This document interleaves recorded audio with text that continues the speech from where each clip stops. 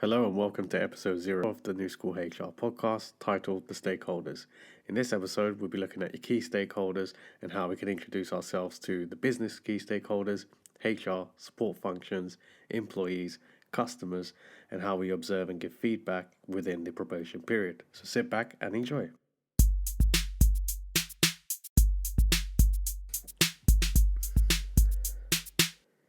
So, the old stakeholders.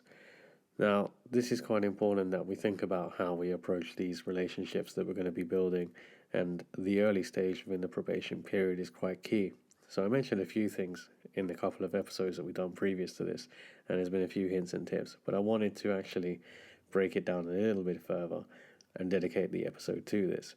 The next episode actually is about the first sort of meetings, but this is more about how we interact in this episode with these key stakeholders, and it's very important. Try and take some of this on board. And again, guys, if there's anything to change or do differently, please feel free to add in the comment section. So the first people really that I want to focus on is your actual key stakeholders. Now this differs from the level that you're at, but if we take where I'm at today, which is a HR business partner, I support directors. Now, in previous role, I actually supported regional directors from an operational perspective on the ground within the regions, and I also supported director in the support functions area. So there is differences there, but actually the methods that I maintain are the same throughout.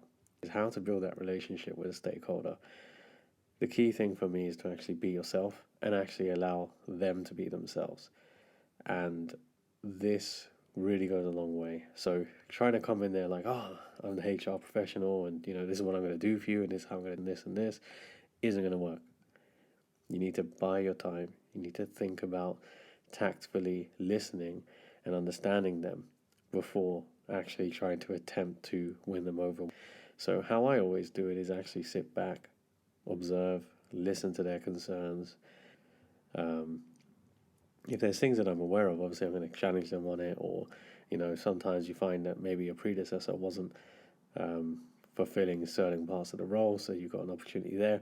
Or it might, if I look at where I'm at today, I've actually got a skill set from the last role that I did. There's a lot of structural stuff I've done. There's a lot of sort of creation of stuff. So offering that kind of input. But the main thing is to actually listen to what it is, because they would have their own objectives and they would have their own things, and it's important to understand that before you try and force something down them, because if you're not on board with what they are, they're not going to be on board with what you are. So take note of that. The second is I don't take no shit from no one. So if they're going to come across with the attitude or the raised voices or the you're just an advisor or whatever, that's cool, bro, that's not a problem. You can go fuck yourself too, because I'm not going to accept it from someone how I'm treated or spoken to unless it's in a respectful way. So that's quite key for me, to always build that understanding very early on. But actually, as you develop these relationships, these are the people that you're going to be mostly in contact with, the people that you're going to be side by side with a lot of the time. It's important to build a relationship where the stakeholder feels comfortable that they can approach you in a normal way, not in the way of a mate, but actually to feel secure, because there's going to be stuff that you hear or a witness to that doesn't necessarily need to go straight back to HR, because sometimes it's about managing those things that you hear and turning it to your advantage, or taking that opportunity because you've actually witnessed or observed something that is really going to help you in the long run. So don't rule out being human with these people. Human resources, human or human. It's important that you remember that as you progress through your journey with your stakeholder. The next I'd say is about public support. And the reason I say this is because I think a lot of HR people will say all the right things in front of their partner, the person they're partnering, and then when they get behind the scenes or they're with the rest of the HR team, just literally throw this motherfucker under the bus. And that's not cool, man. Like, I've seen that many times where, actually it's because you as a HR professional are useless, but actually you want to say the stakeholder's useless, but you haven't actually done the piece of explaining it properly, or you haven't done the bit of actually understanding what it is that's actually going on in their world. because that's a key part of it. Like as a business partner, I'm partnering the business, and I have to represent both sides and I have to understand both sides. Throwing someone under the bus is always going to get back to them. One thing I observed is that you genuinely don't know what other HR people are going to be with your people and things like that. So it's really important that you are aware of this, that anything you say has every chance of going back. So work on a principle of only saying what you're happy with actually being out there. Because if you're not, you won't get fucked over. And that's not good. These stakeholders are senior leaders, they're directors or whoever. And trust me, Mr. HR person or Mrs. HR person on the end of this earpiece, they have a better standing in the company or with the CEO or anything like that than you do. That's just reality. Unless you've come in there and totally changed things or made things really cool, they're going to have more of an influence in the business than you are, and for a long time, or they've been able to modernize and get with a new program, and you're just not there. You're going to get fucked over. That's the reality of it. I've seen it many times, and it's not good. So you just think about it, when you're doing this thing. The other thing, right, our directors don't always operate in ethical hours, is what I want to say. But the reality is that if you're partnering someone, you need to be available when they're available. And I get it that we have commitments, we have life, but actually if you choose to operate at this level, then that's something you've got to be aware of, I think. Now, there may be people that say, oh, work-life balance and all this and that. Yeah, I get that. But it's about give and take, and it's about using your flexibility. So, for example, my stakeholders know I was available from 6:30 in the morning after the gym. And actually, having that conversation sometimes for half an hour actually meant I wasn't chasing them. So yeah, I maybe left to get on the road a little bit later, or I was delayed because I hadn't eaten or whatever. But actually, I had a very clear indication of what I needed to do for him for the end of the day, and actually that meant that was knocked off by sort of 10 o'clock in the morning, as opposed to me chasing my tail, chasing him, trying to know what it is, getting a bit part of the message. That doesn't help anyone. So, try to make your life easier sometimes is by alleviating the stress. And if you can do that by having that relationship where this person can contact you at obscure, at least leave you a message or something, might be really beneficial. It might be helpful. I get it. I've got a kid, just to put it out there. I've got a wife as well. And it's difficult. But the key part of being a business partner is being a business partner. And that's kind of, for me, what comes with the territory. And I know that now I'm off the road and it's very different because I'm on site, so I don't have to do any of that. But in a regional role, that was very important and actually made my life very, very easy, at least for the part of actually getting that relationship going. So that's just my little piece of advice. The next thing I want to say is set a tone. So it's kind of a bit along the line of not taking no bullshit, but actually it's also about the standards that you're going to bring and the standards that you expect. So, for example, for me, whenever we're presenting anything, whether that's in the regional role or whether that's with the person I partner today, it has to be a certain way. I want them to look good. I want us to look good. I want people to understand what we do. Because I think sometimes for a business person, they're not always able to demonstrate or highlight the key bits because they don't have the understanding of what that person's looking for. So it's very important you use the opportunity. So the next thing with your key stakeholder to know is their direct reports, because I think we just bypass it, right? Especially at a business partner level or even a regional advisory level. We might think to ourselves, well, I'm with the key man. I don't need to know about the person that's underneath. No, you do. No, you do. Because those people are closer to the key stakeholder than you are. You only see them maybe, if you're on site, you might see them an hour, 2 hours a day max. If you're regional, you might see them once a week max. Whereas their direct reports will be in a lot more communication than you are. And it's very important that you understand that. It's very important that you get them on side as well. So the time that you invest in this, again, may make your life easier. So I know as an example, when I very first started as a regional advisor, some of the key line managers, if you like, well, 2 out of the whole 17 didn't like me or didn't want to make an effort to even meet me. And I realized that they actually had the biggest influence on my main stakeholder at that time. And because that person or those 2 people weren't on board with me, my key stakeholder, just wasn't interested in me. And, I had to go to drastic measures to get some sort of attention, which was, okay, guys, I had to give you the opportunity to get on board with what I'm doing. You guys don't want to, so that's fine. I'm just going to attack your people anyway and do what I want. At which point, they actually then made time for me. But it's very important that you understand this, that being a part of a senior team isn't just in isolation, and it's not being with one stakeholder and thinking that you two are the senior team. It's not, because that immediate team also are going to be the facilitators of whatever your strategy or plan is.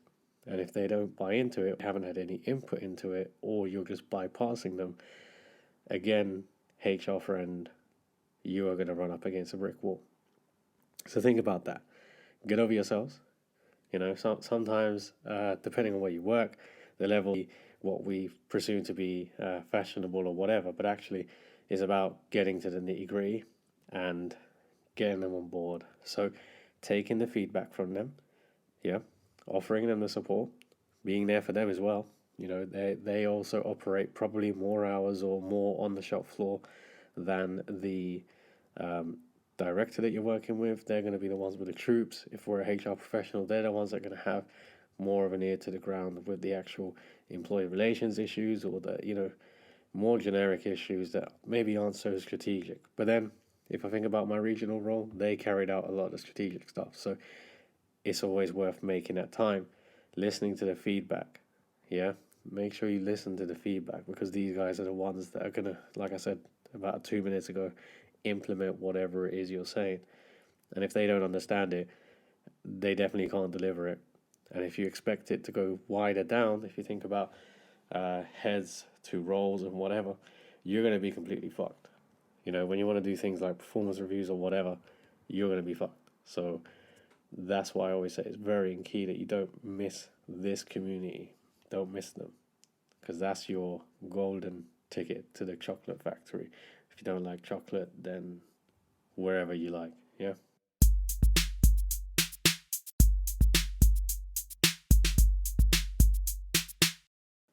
So the next group to talk about is the line manager.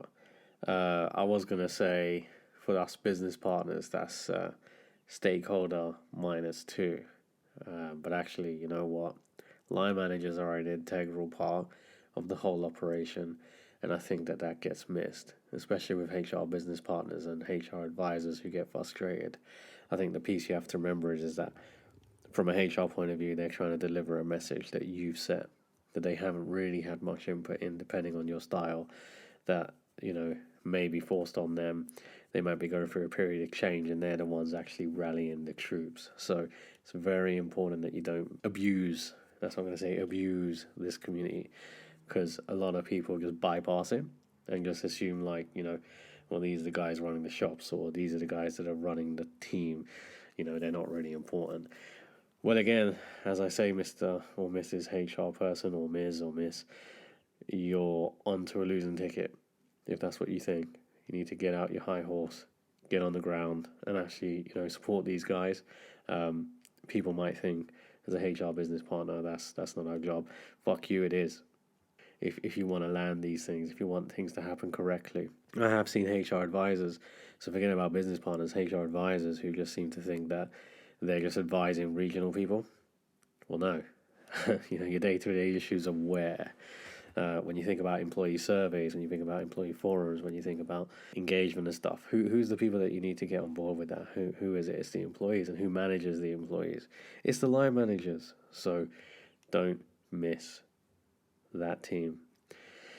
So some tips around line managers. So I think the first thing is explain why you're there, and don't say you're a business partner or an advisor. Explain what you're going to do for them. Make it clear. Some of us have been line managers ourselves. So if you remember your time as a line manager, if you're listening to this, remember that how was it when a HR person interacted with you, whether that was a HR assistant who asked you to do something when you're trying to get orders out the door or whatever it is. Think about that, and how that made you feel at that point, and actually use your common sense to think about how you're going to support these people. Having the knowledge and experience and the common sense about you to make sure that you're not putting these guys under any unnecessary duress.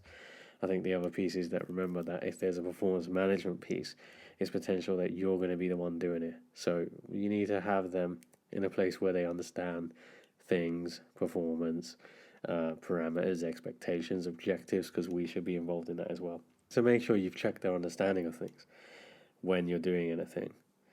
The other thing I would say is make sure they got the tools from a HR point of view to do things. So I think we all assume that, because Mr. Stakeholder or area manager has an idea of stuff and has a better understanding because they have access to a lot more reports that the managers do. I always make a point to actually make sure that any of the business reports that I'm using, that the line manager actually has them or understands them.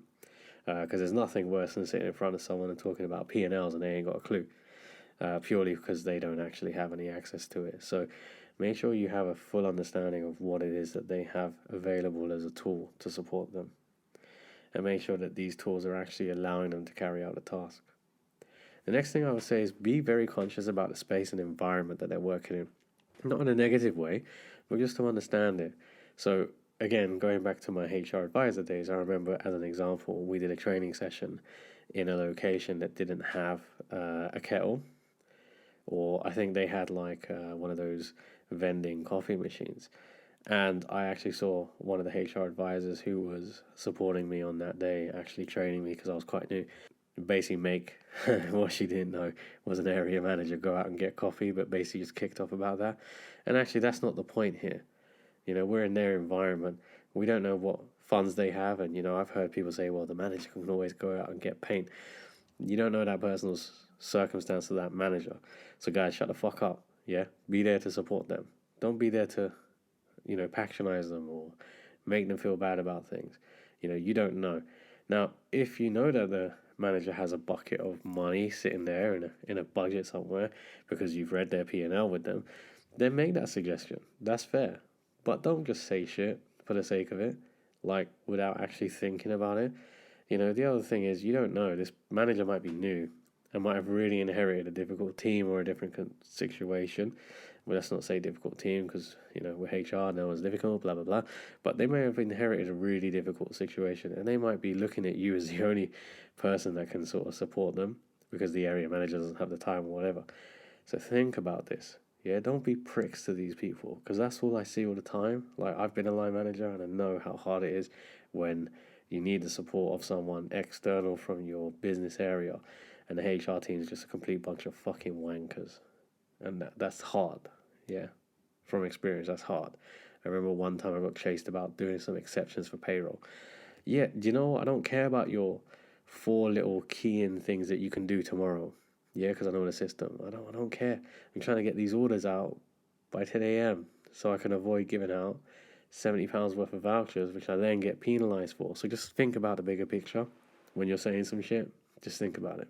The next thing I would say is honest feedback. So if we're going to be getting to that grassroots level, well, it's not really grassroots, but that level, we need to be confident in taking feedback from these guys because they're not going to be our biggest fans generally.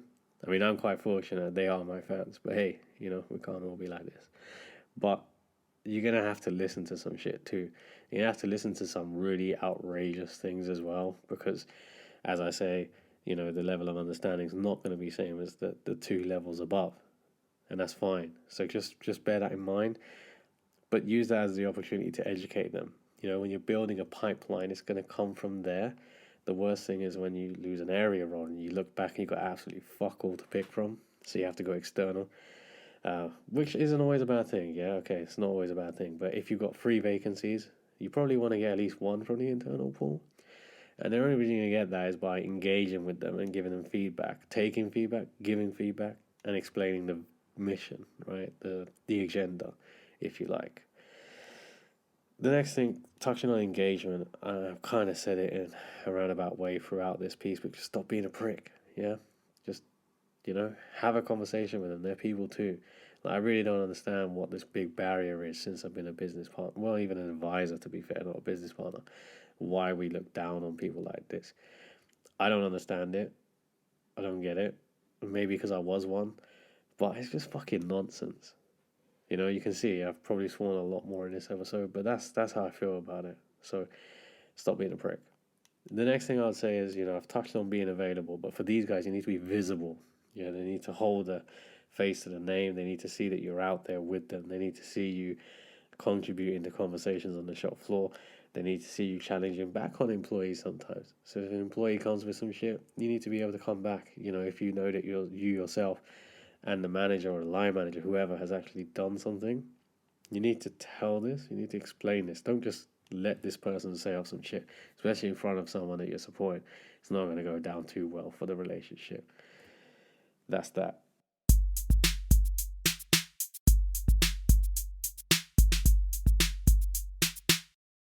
So you might be thinking to yourself, you didn't start with HR. That's because you probably already noticed, if you've listened to the previous episodes, that I'm not always about just the HR side. But we'll touch on those guys now. Us, because we're all part of the same family here. Way. Right, so HR. Getting to know the HR team. So I've kind of touched on stuff. Again, I'm probably repeating myself. I've touched on stuff previously. But the first thing I would say is, if you've got a HR person reporting into you, first thing is to get to know that person. So for me, when I've had HR assistants or HR advisors working with me, I'm not going to say for me, with me, I have always taken the time to actually find out a little bit about them, not on a personal level, but actually just, pushing them, right? So I will actively give them a hard time, not in a bad way, but I'll also give them stuff. So, for example, I think back to one of the first assistants I had.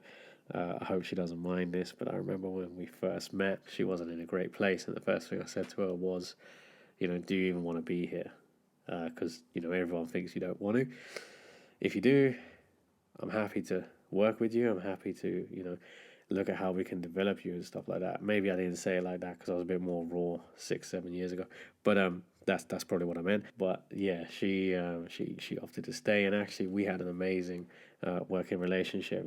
When I was an advisor and she was supporting me, I remember she used to do a lot of tasks for me, a lot of ER stuff, and it was about creating that safe environment for her where she could have a go. And we had a sort of relationship where we could talk openly. So, she would call me a prick sometimes. Well, actually, she never swore, so that's a lie. But she'd say something to me along those lines in a nice way. I can't remember what she'd say. And I'd be like, oh, just man up or whatever. So we had that relationship. And actually, when I became a business partner and had a HR advisor, we had the same relationship again. But this one was more strict. My advisor used to tell me to man up quite frequently. She used to, tell me how things were. And the other thing she actually did was give me a lot of standard. She used to push me because I was still probably trying to find myself a bit. And actually, she really grounded me. So it's very important to get to know your direct reports. I have had instances where it hasn't been successful. And I look back and I think about what I could have done differently. And I think about one in particular who's actually gone on to do quite well. And I wouldn't have guessed that. And what I could have done differently there perhaps was spend a bit more time, maybe face to face, because I was regional and I didn't have the opportunity to see her often. But maybe she needed that bit, because looking at her now, she's doing really well. So, that's the learning for me. But getting to know them is very important, because you need to be able to rely on people. You need people to be able to know that they can rely on you as well. And I think the other thing I would say is that I genuinely will not ask anyone in the HR team to do anything that I wouldn't do. And when I say that, I might not necessarily know how to do it, but I'll be willing to learn it. And I think that's very important. And there are times when I do things for them. So, as an example, if a HR assistant's really tied down, I will happily sit there and draft letters. Like, what's the big fucking deal? It takes 10-15 minutes maybe to knock out a few. And actually, you're helping someone who, there's going to be times when you're driving or doing stuff and you need them to do things for you. So think about that. If you see someone, help them. Maybe then when you need something doing that's a bit more higher, they'll try and attempt to rise to it for you because they've seen that actually, you know what, this person's going to help me. So that's what I always try and do. The other thing is, you're not going to understand fully everyone within the HR team. You're not going to understand everything they do. So as an example, reward was a massive gap for me because I just had no understanding of it. But when I became a business partner, you know, at an advisory level, I had an awareness. I saw things I had to do, menial tasks for it, like, you know, data collecting or whatever, but I hadn't actually explored it. So I'd always kept out the way. That's my style. But I really had to get on board with it and understand it. And I tell you what, for me personally, sorry, reward people, I can't do it. It's just not me as a person. But I respect the people that can. And that's why I will sit there and I'll make the time. So I know in my head to program myself to say that, you know what, it's going to be really difficult 45 minutes. But you know what, you're going to fucking learn something. So just do it and take notes. And that's what I do. So have the respect, yeah? Have the respect for everyone within the team. Everyone has a role. I worked for a really big retailer where I don't know if they still do to be fair, but they removed job titles from name badges. And that was really powerful. So the one thing you'll always hear me say, apart from on this podcast, well, hey, because I need to promote myself, but in the businesses that I work in, I'll never say I'm a business partner. I just say I'm part of the HR team. Because for me, I'll do anything anyone can. And I'd like anyone to do what I can as well. That's how you develop talent. That's how you bring people through. It's not all about you, yeah? It's not all about us. It's about the bigger, wider piece. So empowering people to be able to support. Because like I say, you never know when you might need that. So that's what I kind of do. So understanding the roles that they do.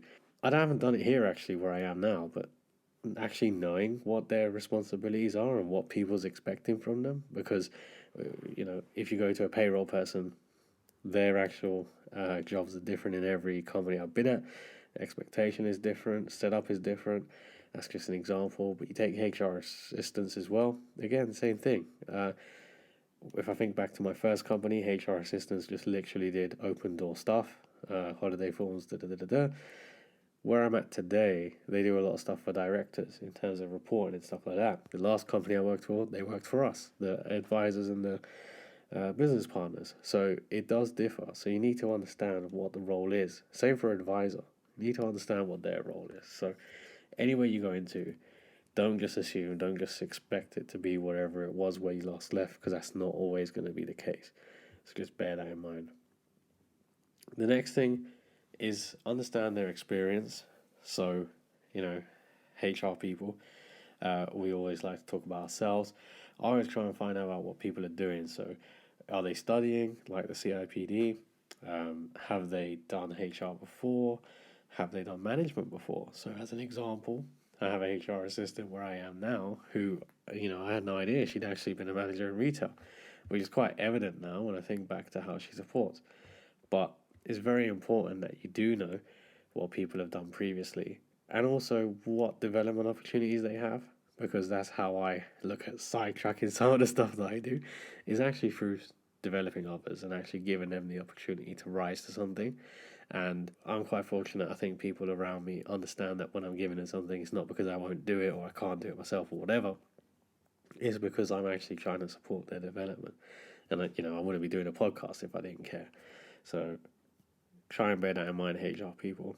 You know, the more development opportunities we give to people, the more strategic stuff we can do.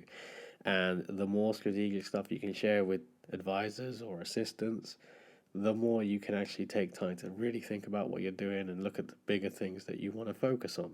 And at the same time, you're giving people a development opportunity for themselves.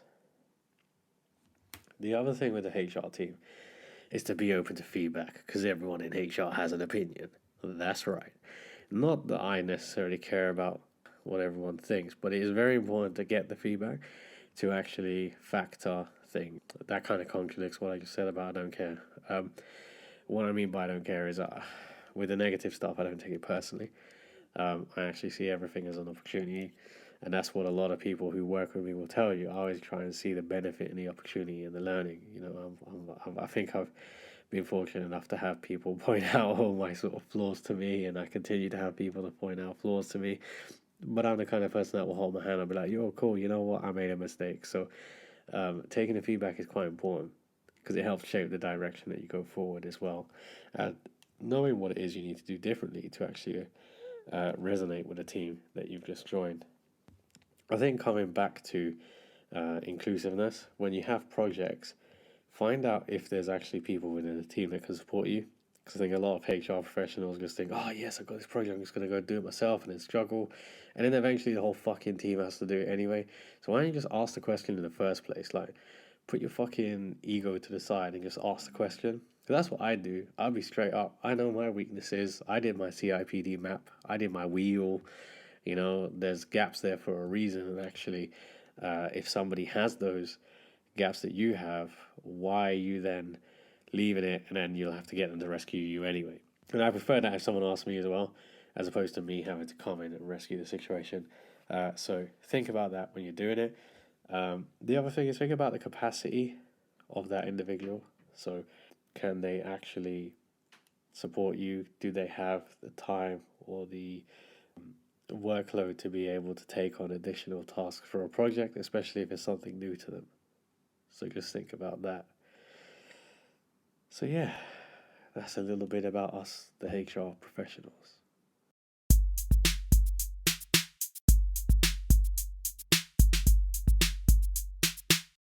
So the next group of people I want to talk about is the support functions, which HR people, we're one of those as well. Just remember that when they had to support the business. But anyway, support functions. First thing I try to do, and the key word is try, depending on the size of the organization, learn the organization chart. And that's very important because business to business, things are called different titles, things are split differently. You know, where I am today, sales is actually split across two departments from what it was in my previous department. So it's very important that you understand the org chart and understand who you're talking to. Not just from a point of view of who supports your stakeholders. So, for example, from a commercial point of view, from a finance point of view, you'll have different people if you've got different communities that you support. So you need to know the different people that you're talking to and what they do. But actually just knowing everyone in support if you can, like line managers, or, you know, at least people who can help you if you need something. So, for example, it's always good to know the fleet manager.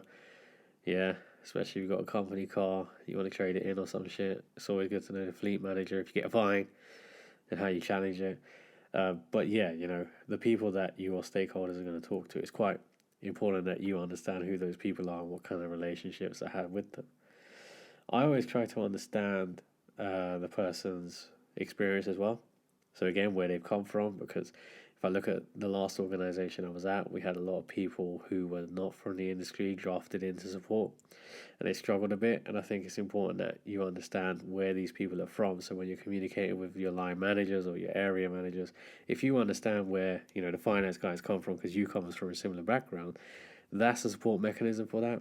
And if you support functions, trust me, they support you, and it makes the whole fucking thing easier. Instead of just like dropping finance under a bus or something, just don't fucking help anyone. And the other thing I would say is don't act like you know their role. Like I see so many, like I used to support functions where I was. I actually support half of it here, and I've seen business partners who literally act like they're, you know, IT specialists. No, you're not, bruv. Like you're not an IT specialist. Sit the fuck down, man. If you was, why didn't you study it and go there? Because they're getting paid more than us anyway. So, you know, let them be the professionals. You know, challenge something if you know something, right? So, you know, I've had it with IT where I've used a system and I know something. And I've seen someone crack off on one about, like, oh, yeah, it can do this, it can do that. And then IT just turn around and go, yeah, on version 7, we're on version 4. Who's the prick now? So just think about that when you're going in those conversations, because we're all the same, right? Just support each other. Keyword support. The next thing I'll say is ensure they're consulted with. And when I say that, I don't mean redundancy. Don't get excited, HR professionals.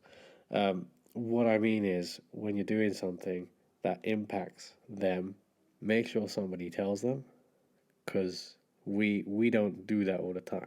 So we'll go off and crack on to do something, expect like finance to just amend the P&L or whatever, or a cost code, and they don't have a clue we've done it because you know the stakeholder ain't told them because they're expecting you to do it, and then you ain't told them because you don't give a fuck, And then it comes to the month end and your overhead is still there, and then you're having to justify why the FTE is 7 and not 5, even though you've done the activity. Well, that's because you didn't tell no one you did the activity. So just remember that, keeping them included is always good. I was quite fortunate. In the last place I worked, my director actually had finance and HR side by side, so we had to tandemly sign off things together and stuff. So that was quite cool, and we didn't miss anything, and everything actually quite flowed quite well. Trying to do it here where I am now, but I think there's a few more issues that are going on. But yeah, always try and get that piece done. I think that is a key bit. Finance, fleet, those kind of teams, IT, commercial, marketing even as well, from a recruitment point of view. If you can get materials that are already there, why are you creating the wheel? Just fucking get it from the guy next door. So always important, not just from a who you support point of view, but actually operating effectively within an organization. The next thing I say is ensure you get a copy from these guys of what your stakeholder gets. And if you don't understand what your stakeholder gets, then just give up the HR business partner role now, because you ain't going to get very far. I think you need to ensure that you are familiar with what they have, familiar with what the data is telling them. And the best way to do it is sit with a subject expert, not the director. So for example, again, P&Ls, a director might be solely focused on his bonusable measures, which might be 3 out of the 12 things that they're looking at. And you as a HR professional are focused on the other 6. And then there's a gap. So understanding what the P&L is, or whatever the report is very key. Understanding what drives it, because, finance have an influence as well, I have found now. And if you don't understand what their drivers are and metrics are, then, yeah, like I say, you might as well just give up now, because all you're going to do is spend your whole life doing redundancies, unless you're able to articulate what the fuck you're doing with your stakeholder. The next thing I'd say is ensure that they're included in celebrating success. So, when we do things on the region, I think it's very easy for HR to stand there and be like, yes, this is what we did. HR love being in the pictures. We love cutting cakes and shit.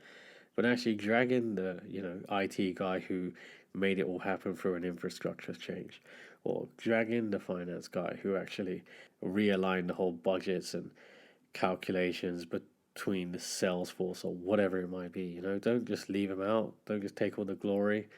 It's okay sometimes to actually let someone else have a moment and celebrate what they did, because, I'm tired of seeing HR take the credit for every single fucking thing, even though we ain't done anything. Just man up a little bit and do things the right way.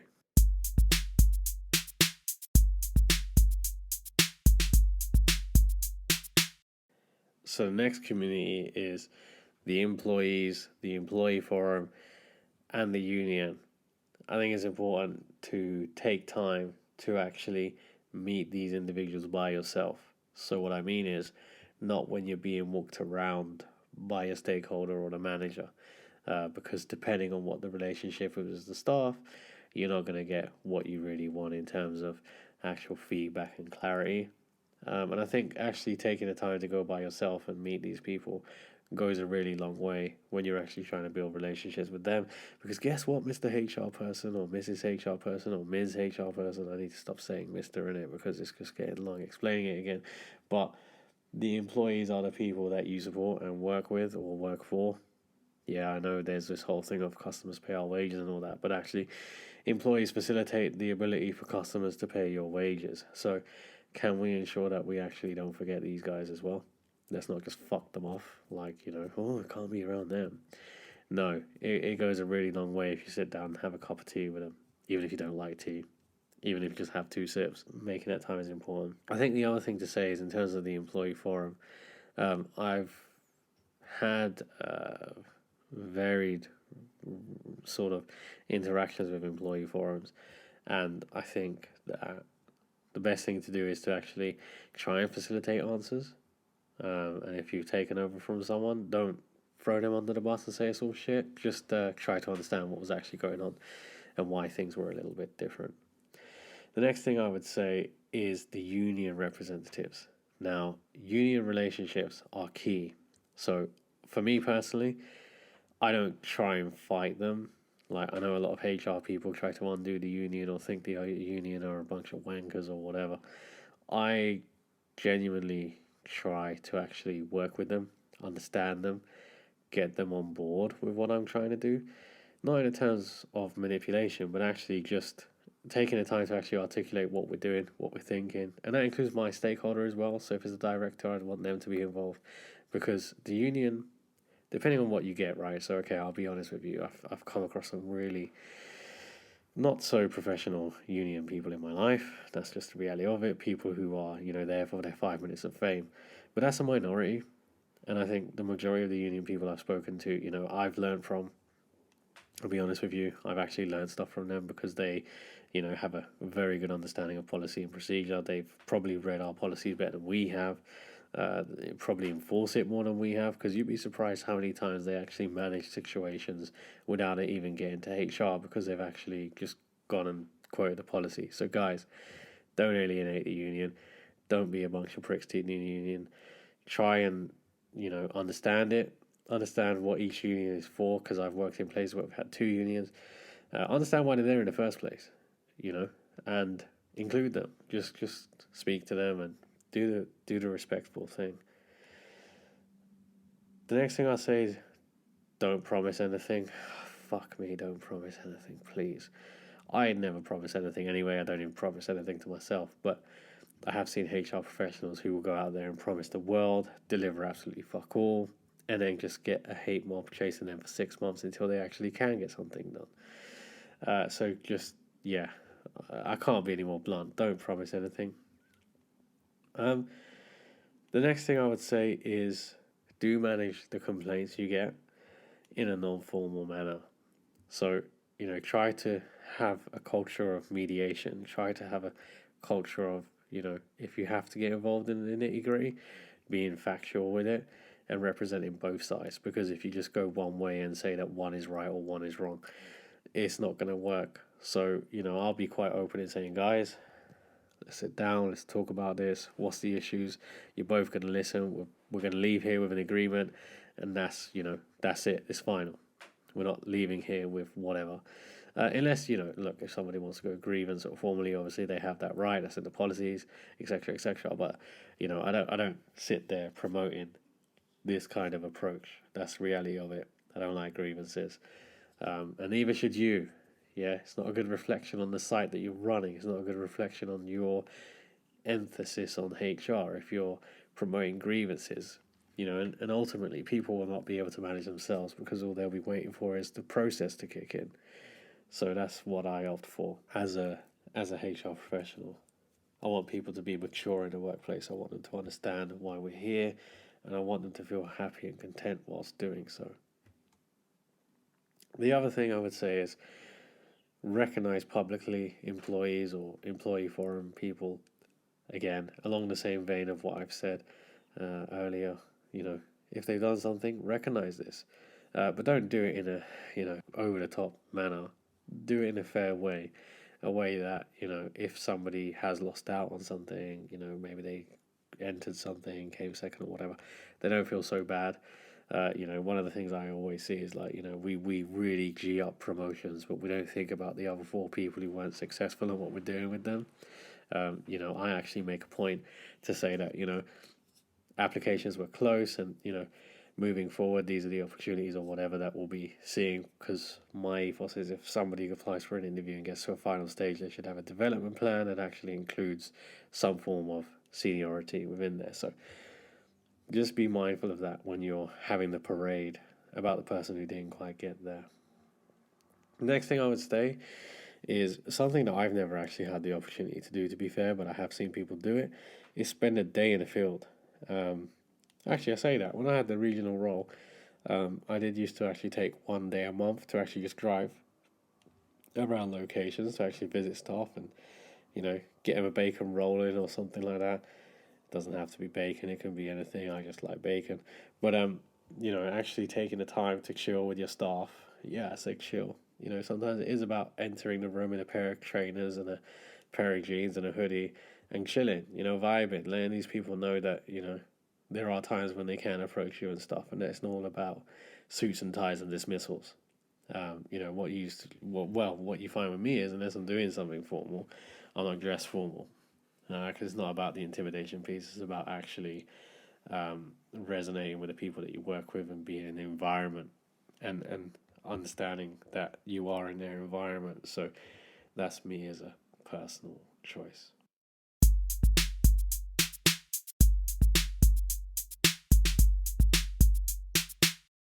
So the next people I want to talk about, and maybe I could have put these guys first to be fair, but I don't really care. It's my show. I'm going to put in whatever I don't want. Customers. You know, the guys that pay our wages, the ones that our stakeholders serve and try to do the best for, the customers. So you might be thinking, well, we're HR professionals. We don't always see the customers, or, you know, we're in an upstairs office or whatever. You will see customers. So if you're regional and you're going to locations, you'll see customers. If you're a business partner who supports a sales organization, you might end up in meetings that are hosted by customers or even suppliers. I should have actually said customers and suppliers. So I think it's quite important that you engage with these people as well. Now, from a customer point of view, should I really cover customer services? I hope not, so I'm not going to.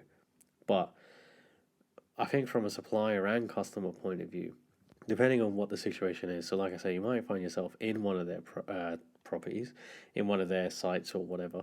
And I think you have to factor this in. So, you know, one of the things in the last company I worked for, a lot of our regional meetings were actually hosted by customers or suppliers. And we had to behave a certain way because we were representing the company. And you know, I remember we'd have to go to dinner with these guys, and you know, you didn't really want to, but you had to. And sometimes you'd have a drink and end up staying a night or whatever. You know, these could turn into anything. I mean, I remember one when I was very early on as a HR advisor, it ended up in a strip club till 3 a.m. and carrying a director home, well, not home, to his hotel room, and getting to sleep at 5:30 and then presenting at 7 o'clock. Like these things do happen. You know, it's okay. Sometimes you will end up in a strip club or sometimes in another country. Yes, that never happened to me, but I've heard that that's happened as well. So if you're supporting a stakeholder, you know, it's a positive thing if they want you around. And I get it that, you know, some of the stuff I mentioned may not be within your ethics policy. You don't have to go. So I'm not saying that you have to end up in a strip club at all. That's not what I'm saying. But, you know, the dinner party, possibly, yeah. You know, at the end of the day, it's a massive, huge step if they invite HR to something. You know, I was quite fortunate. I've been to some amazing places. I'm sure there's people listening to this who have as well. I think we all get invited for different reasons. I'm not gonna lie. I think for me, as a ethnic person, I used to be in a very one race predominant work environment, and you know what someone said to me, and I took it as a joke, so I'm not going to kick off anything here, but I remember someone saying to me that, oh, could you attend something, because actually in terms of diversity we don't have a lot here, and actually you are presentable and you are of a certain look that, you know, people will get on board with, and the way you conduct yourself and all this and that. You know, they could have said that bit first, to be fair, and not talked about anything else. But I got the message, and you know what? Me as an individual, I was cool with that. You know, do you want to pay me to be up in Windsor, chilling in a hotel and eating a fancy meal at Christmas? You know what? I'm there.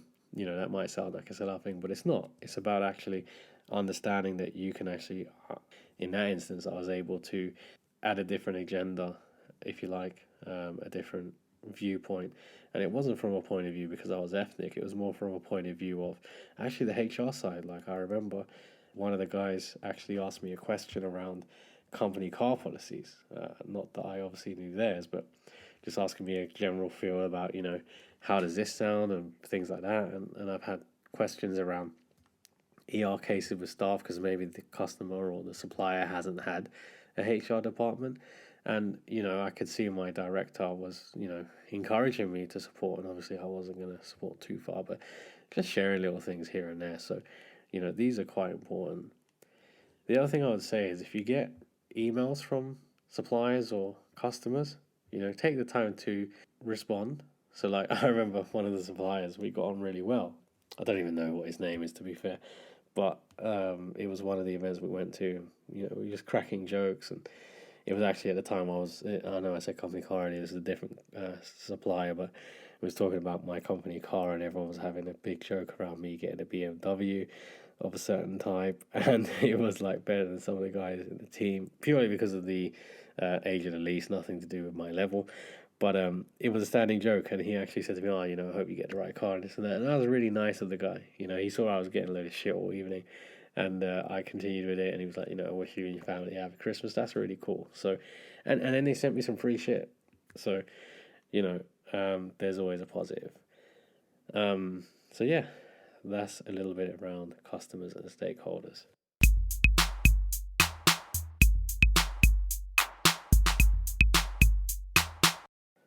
So the next thing I want to talk about is how we go about actually sort of integrating ourselves, which I think I kind of covered a little bit, but I've just made a couple of notes here. So if I have repeated it, well, it's at the end of the podcast, and hopefully you've got here because that's quite cool.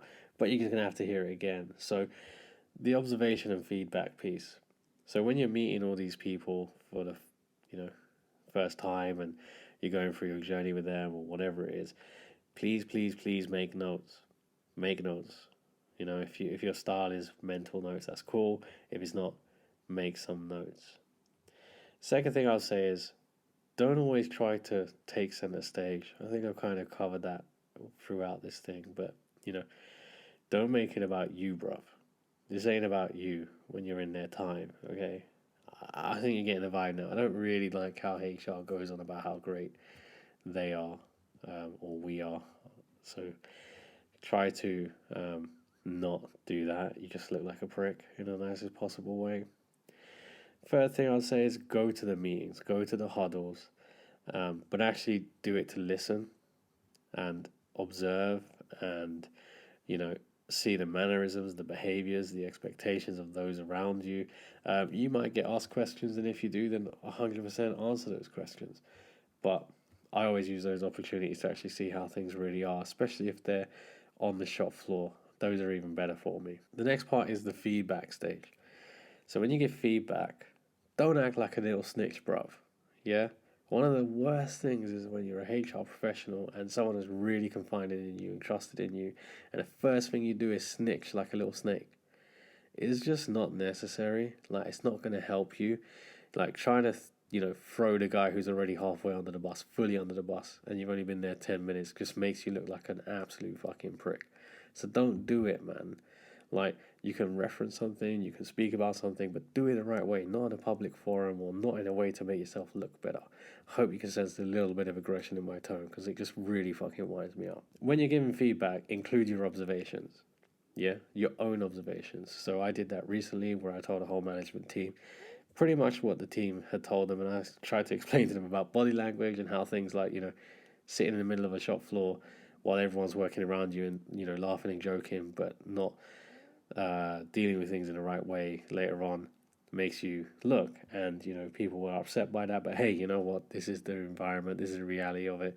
So let's try and address it and change the perceptions of people, because I think people don't realize sometimes it is about perceptions. And I understand there might be a perception of me or people I work with. And do you know what? It's about how we actually overcome those obstacles and make things more transparent. I think the other thing is better to explain these things to people because you don't want grievances.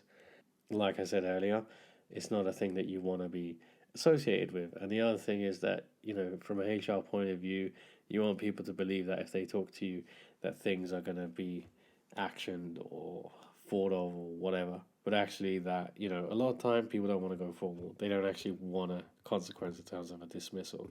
They just want the right thing to happen. And if you can do that without going formal, that is the start of your culture that you are trying to create in that environment. So please think of that when you're doing so.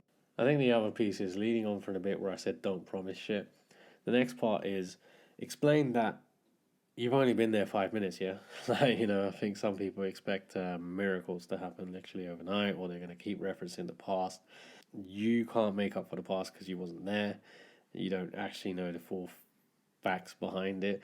Same way as whatever you do and you leave, they're not going to go and understand a full understanding. So when you're doing anything, it's not about, again, like saying that everything was wrong previously, because it wasn't.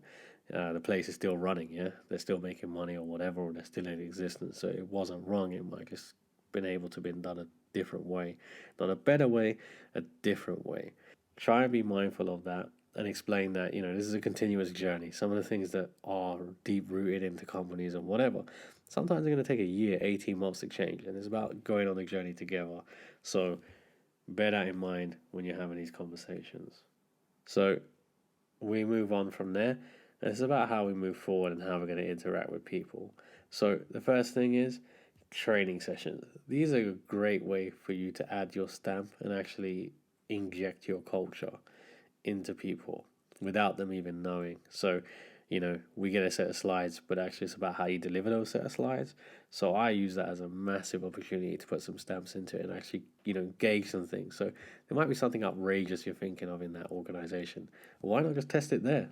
So I do, what do you think about this? People look at me like I'm crazy. I'm like, okay, that ain't going to land. But why is it not going to land? So think about that. The next way is when you're observing, after you finish probation, you can do it during, to be fair, but, I actually do it after so people have an appreciation that I understand what's going on around me and that, not purely from a safety point of view, but actually at least I can justify that I've spent time and understood the business. But start to give the feedback when you observe it. So if you're trying to set a culture and you see something that goes amiss or whatever, call it out, bruv. Like, do you know what? Just pick up that person and be like, yo, didn't we have this conversation? Sometimes you find the people who complain the most as well are the ones that actually do the most too. So, hold on a minute. Didn't you just tell me that that's something you don't like to see, but you're doing the same damn thing? So it's okay, It's okay to call these things out. Call it for what you see. The next thing is don't settle for check-ins. So, my managers don't just expect to see me at the check-in times that we have once a week, or twice a week rather. They can see me whenever. Like, I might just show up and be like, yo, what's up? And that's a lottery thing for them, so that keeps them on their toes, and I quite like that. Even when I was in a regional role, I never used to announce when I'm coming, because I want to see it raw, bro. I don't want to see the branch made up for me and all that. I want to see what's really going on. I want to go there on a day when they are a driver down or they are a whatever down, because that's when you see the real setup, and that's when you see if your culture is actually in existence. So HR people, you might want a nice coffee or whatever, but sometimes if you want to actually get the job and actually understand what's going on, you need to kind of live the raw life. Jeans, trainers, hoodies. Jeans, trainers, hoodies. So yeah. The next thing is keep up to date. If you get the emails, read them. I've seen many HR people inboxes full, bro. I'm an inbox kind of guy. I think I've mentioned it, but read the comms, understand it, ask questions if you're not too sure. Keep doing that. The next thing is self-development for yourself. And I don't just mean like CIPD stuff or these massively amazing how to facilitate whatever sessions, but I mean the business as well. Understand the business, keep understanding what's going on, keep up to date with all the different avenue streams that you can. And the other thing is competitive knowledge. As HR professionals, we might be doing job descriptions, we might be doing whatever.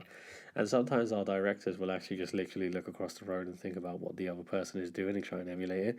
So if you understand it a bit better, you can actually analyze what flaws there might be and why things are here.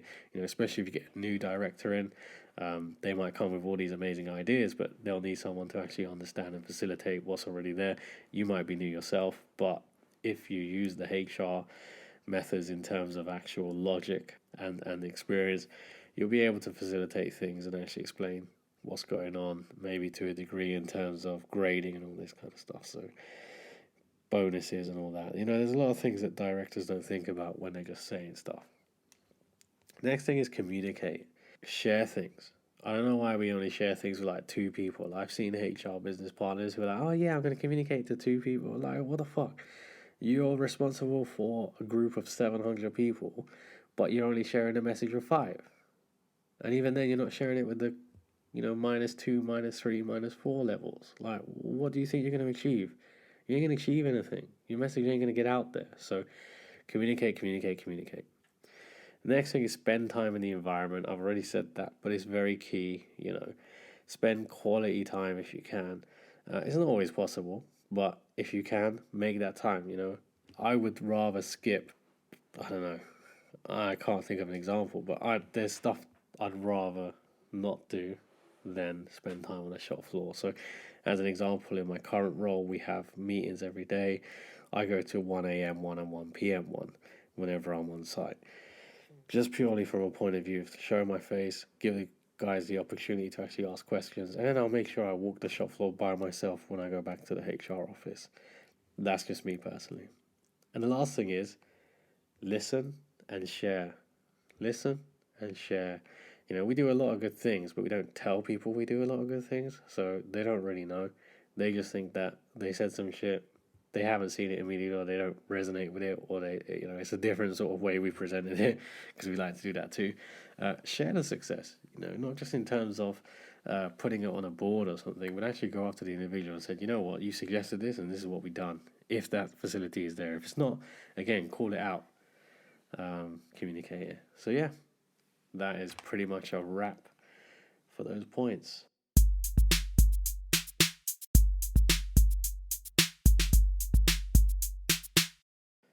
So we're at the end of this episode. It looks like the longest episode yet, which is quite surprising because I wasn't too sure how this episode was going to turn out. I actually haven't recorded for the first time in, I think it's a 2-week gap or whatever it is, a week and a half. So yeah, the next episode is also ready to be recorded, so I'll probably record that tomorrow. I'm not sure if I'll release these at the same time or whatever, but I am away shortly. Well, depending on COVID. I've tried to avoid COVID the whole time. Can't believe I just mentioned it. But anyway, so look, hope you enjoyed this episode. This one probably is a bit more raw. I'm not too sure if this is coming across as repetitive now. If you've actually listened to all 4, please give feedback. If you listen to just this episode, please give feedback. I really want to make this platform grow. I really want people to get something out of it. And to those of you who have listened to all 3, I appreciate it, provided you're not family, because then you're kind of obliged to do so. But, if you're not, it'd be really cool if you're someone I don't know, because there are a few people I know that are listening to this. If you don't know me, and if you know me, please send a comment. Please give some feedback. I haven't put my name to anything, but I really would appreciate it. Like I say, I want the platform to grow and I want to make it relevant. This is, from what I understand, different to what I hear out there. So, look, guys, let's grow the platform. Let's do something with it. I've had offers from people wanting to come on the show, which is really cool. But actually, what I want for the time being is to just make sure it's relevant. I don't want to start dragging people in because I'm quite set on how I want to do it. If there is people I drag in, it'll probably be people I know, purely because I want this to be a certain tone. I don't want this to turn into a professional CIPD training session or whatever. I want this to be raw. That was the whole thing of doing this in the first place. So yeah, thanks for listening, and hopefully catch you on the next one.